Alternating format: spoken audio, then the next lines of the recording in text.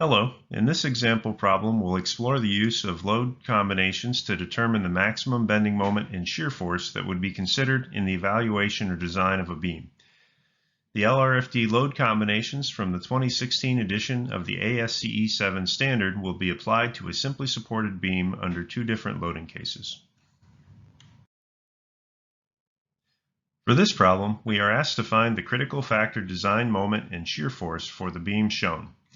It's a simply supported beam with a span length of 30 feet, subjected to a dead load consisting of a uniformly distributed load of 725 pounds per linear foot and a live load consisting of 2 point loads applied at the third points of the beam, each with a magnitude of 12 kips. Let's get started. As a point of reference, this slide shows the different permutations of the LRFD load combinations from the 2016 ASCE 7 standard that we have been considering for most of our problems. And for a problem like this, where all we have are dead loads and live loads, only two of these permutations are needed. That being said, I'll start off by noting that there are two different approaches that we can use to solve this problem. Using what I'll call approach number one, you can first factor the loads that are applied to the beam, and then calculate the critical bending moments and shear forces resulting from those factored loads using the two load combinations. Alternatively, using what I'll call approach number two, you can first find the critical bending moments and shear forces for each of the two service cases, and then apply the load combinations to factor those service level moments and shear forces. I'll solve the problem both ways so that you can see how both of these approaches are implemented. Using approach number one, we'll start off by applying the load factors from load combination number one. Since load combination number one includes only dead load, the resulting factored loads applied to the beam consist only of a uniformly distributed load with a magnitude of 1,015 pounds per linear foot. From this loading, we can sketch the shear force and bending moment diagrams, and under these loads we can see that the maximum shear force occurs at each end of the beam with a magnitude of 15.2 kips, and that the maximum bending moment occurs at mid-span with a magnitude of 114 kip feet.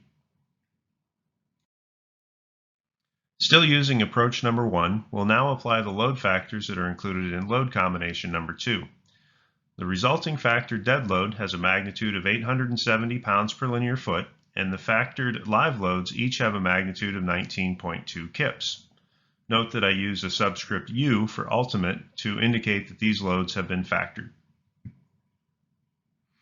From this loading, we can again sketch the shear force and the bending moment diagrams, and under these loads we can see that we have a maximum shear force still occurring at each end of the beam with a magnitude of 32.3 kips, and a maximum bending moment occurring at mid-span with a magnitude of 290 kip feet.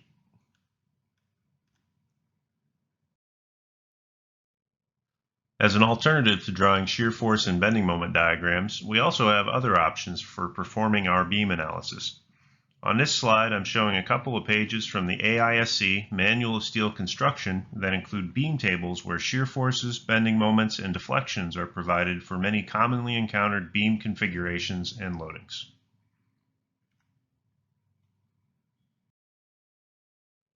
If we look at case 1, we can see that it applies to the case of a simply supported beam subjected to a uniformly distributed load.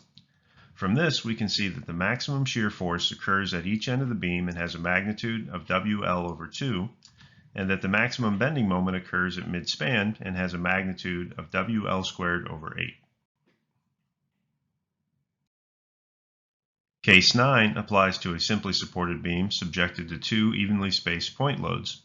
From this, we can see that the maximum shear force occurs at each end of the beam and has a magnitude of P, and that the maximum bending moment occurs in between the 2 point loads and has a magnitude equal to P times A, where A is the distance between the support and the point where the point load is applied.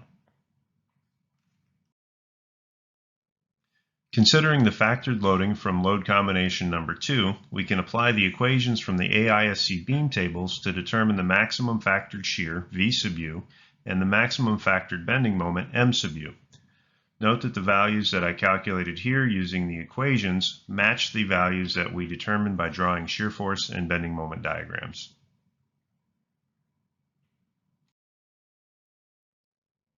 Now let's solve the problem again using approach number 2. Using this approach, we first do our beam analysis to determine the service level shear forces and bending moments, and then apply the factors from our load combinations to these forces and bending moments.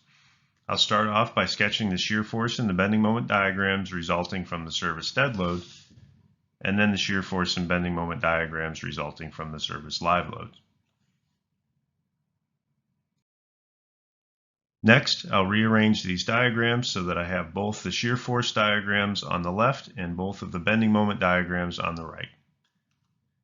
Now we can evaluate the load combinations using the service level shears at the left end of the beam, first by applying load combination number 1 and then by applying load combination number 2. As before, you can see that load combination number 2 governs, and we end up with a factored shear force V sub u equal to 32.3 kips. Finally, we can evaluate the load combinations for the bending moments first by applying load combination number 1 and then by applying load combination number 2.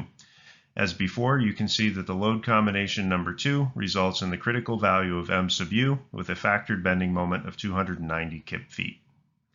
Note that when we apply the load combinations, we have to apply them to magnitudes of shear force or bending moments at common locations along the beam for both the service dead and the service live. It wouldn't be appropriate to mix the load combinations up with a shear force from the dead load diagram at the end of the beam with a shear force from the live load diagram at a different location. Now let's take a look at a slightly different version of the same problem. In this case, instead of having a pair of point loads located at the third points, we'll consider the case where only one point load is applied at the second third point of the beam. Again, I'll consider both approaches to the solution of the problem. Using approach number 1 and considering load combination number 1, you can see that the factored load that is applied to the beam is the same as it was in the original problem. And since the factored load consists of only the dead load, there is really no change to the resulting factored shear force or bending moment relative to the original version of the problem. Still using approach number 1, but now considering load combination number 2, the applied loading consists of a uniformly distributed load of 870 pounds per linear foot and a single point load with a magnitude of 19.2 kips. The shear force and bending moment diagrams resulting from this loading can be sketched as is shown here, and we can observe that the maximum shear force occurs at the right end with a magnitude of 25.9 kips, and that the maximum bending moment occurs under the point load with a magnitude of 215 kip feet. Note that I report the absolute value of the maximum shear force on the beam, since in most cases the sign of the shear force doesn't matter. Like before, we can perform our beam analysis using the beam tables instead of drawing shear force and bending moment diagrams. Case 1 still applies for the uniformly distributed dead load, where the maximum shear force is WL over 2 and the maximum bending moment is WL squared over 8. Case 8 applies to the case of a simply supported beam with a single off-center point load. As you can see here, the maximum shear force occurs at the right end of the beam when the load is located to the right of mid-span and has a magnitude of P times A, where A is the distance between the left support and the point where the load is applied. You can also see that the maximum moment occurs under the point load and has a magnitude equal to P times A times B divided by L.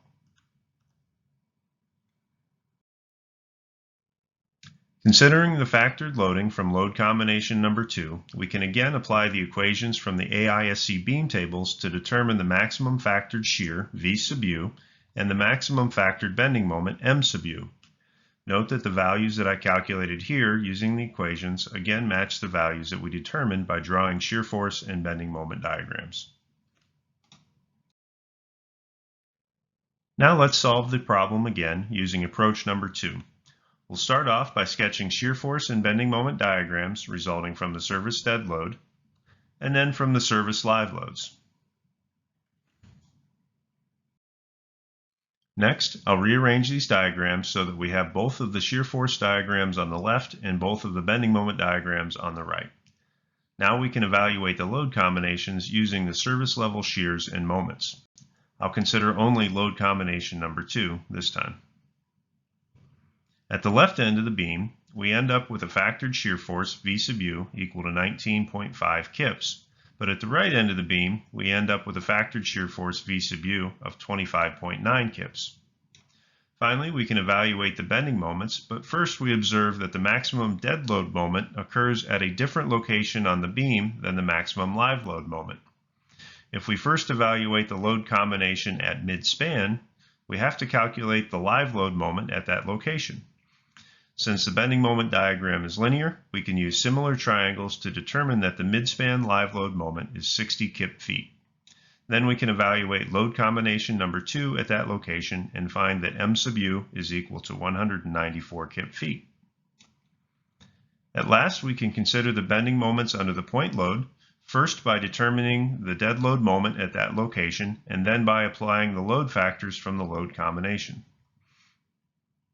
We again determine that the factored moment M sub u is equal to 215 kip feet at the point where the point load is applied.